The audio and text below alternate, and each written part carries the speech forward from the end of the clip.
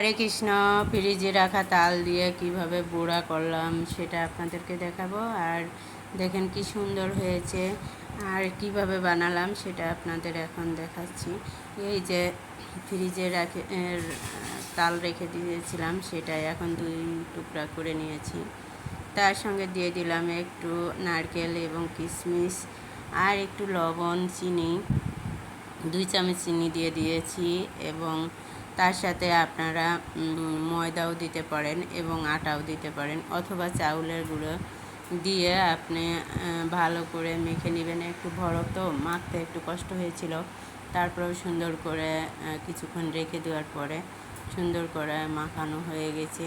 আর এখন আমি কড়াইয়ে একটু তেল গরম করে নিয়েছি, তার ভিতরে এইভাবে একটা একটা করে দিয়ে দেব।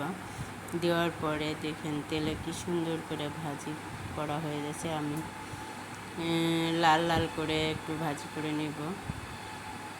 এই যে দেখুন আমি লাল লাল করে দিয়ে, এটা আসলে সব সময় পাওয়া যায়। আমি ভগবানের জন্য করেছি, সকালে মঙ্গল আরতিতে দেব বলে।